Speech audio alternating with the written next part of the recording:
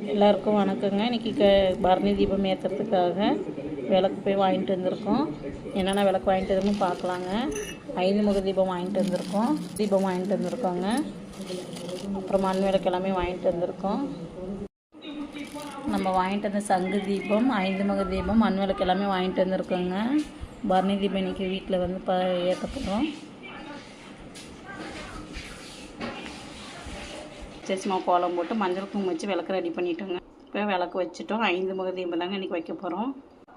நல்லெண்ணெய் ஊற்றிக்கலாம். பஞ்சகவி விளக்கு வாங்கிறதுக்கு போனோங்க. விளக்கு வந்து இல்லைன்ட்டுங்க. அதனால் பஞ்சகவி சாம்பிராணி வாங்கிட்டு வந்துட்டோம். இது இன்றைக்கி வீடு முழுக்க பற்ற வச்சு எல்லாத்துக்கும் கட்டிடணுங்க. எல்லா ரூமுக்கும் பூஜை ரூம்லாம் நல்லா கூட்டி தொடச்சி பூவெல்லாம் வச்சு ரெடியில் இருக்கோங்க.